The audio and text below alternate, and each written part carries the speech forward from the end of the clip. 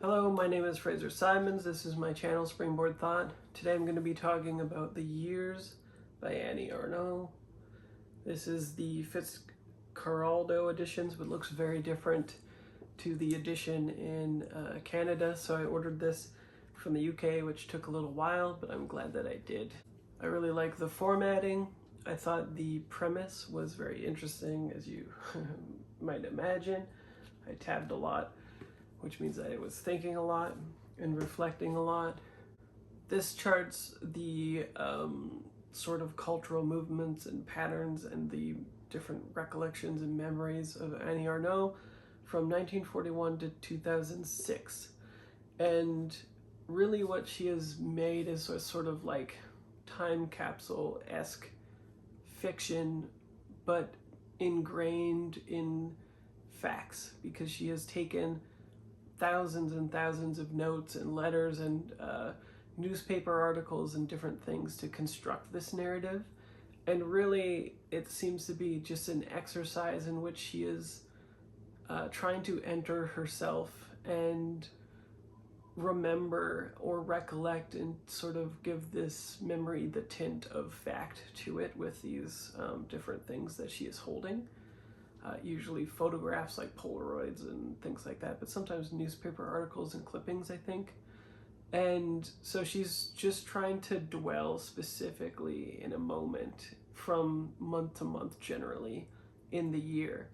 And she charts specific events, and she charts personal growth, personal events, which becomes decreasingly so throughout. As she becomes older, she is less concerned with I wouldn't call them trivialities, but she definitely seems to be withholding more of her private life and less of her almost coming of age that's ingrained in the beginning. She often speaks of the perspective in a we type situation. Sometimes she delineates and will go off in almost tangents of what her specific life experience is, but I get the sense that she only does that when the image is like hyper real or maybe verified or something with her journal.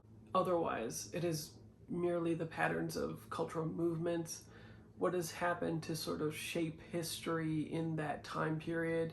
A specific leader was voted in, or somebody was assassinated, or different things like that. And so it's quite interesting, especially as you read along. I think it took 3/4-ish for it to get to the point where I was even born. And then from that point on, it's kind of fun because you remember those specific things like 9/11. And she talks about how certain events completely reorganize history. Like, even though she was in France, everybody talks about 9/11 being the reorganizing event, whereas before it could have been like actual strike by workers in which they abstained from working and were looking for specific rights. And it's interesting how much culture is a milieu, but also how it like is influenced, especially by America. I feel like that all of the time in Canada, where America's just #1 export is their culture and in their drama and their bullshit, because nobody can afford to look away from America, even when it's behaving poorly.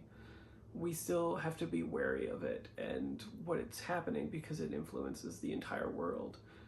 And so it's interesting that her perspective, even from that far back in her childhood, is like that.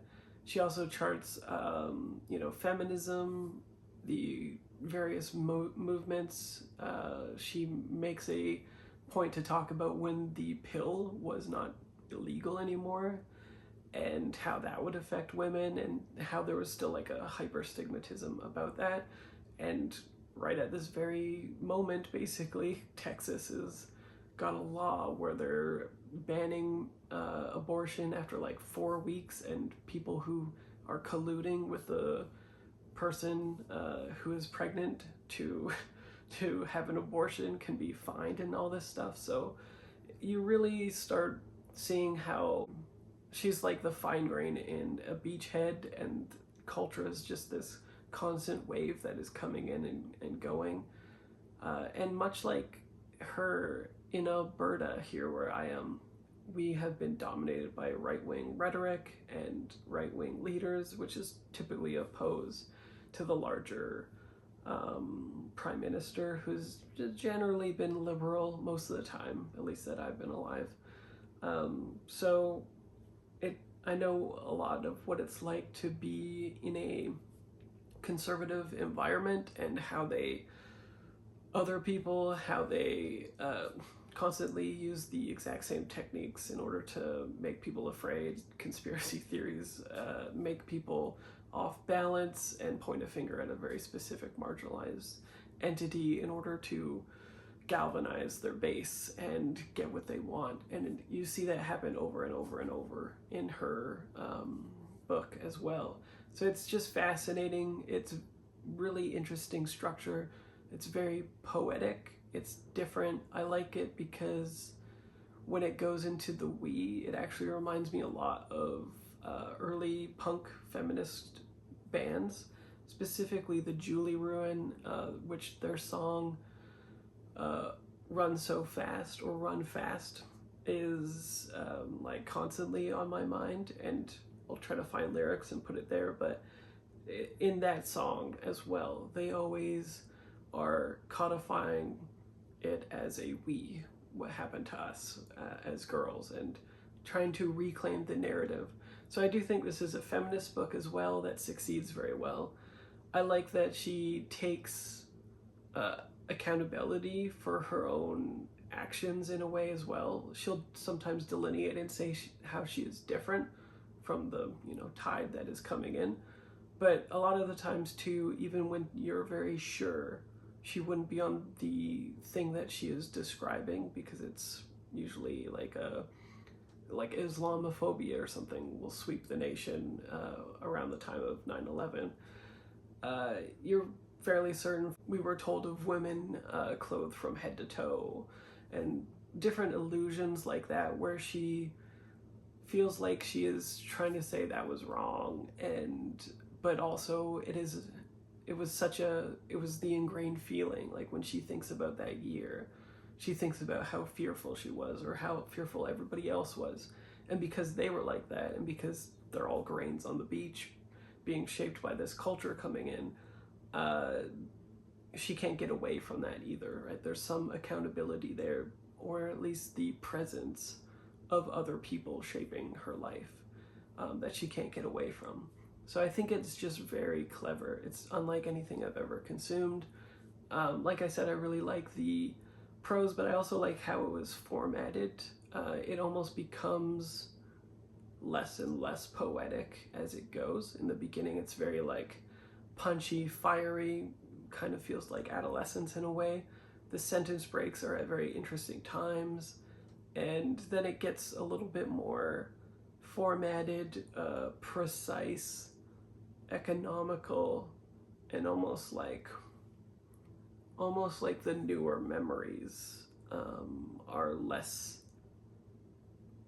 impactful, I guess. Like maybe she doesn't know how those things are going to define her as much as the previous ones, so she can sort of give that more context, whereas the new stuff she cannot. Definitely a book that I'll reread.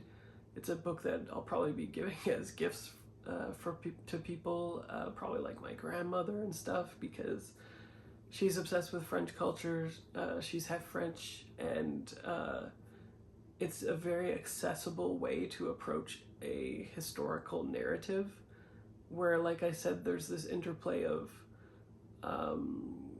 the subject perspective being shifted all of the time, and even when it is focused on something else, she has the wherewithal to realize that it is also shaping her, even though she's not even present in that specific space. So it's very erudite. Definitely a book that I think will probably be on my top of the lists for the year.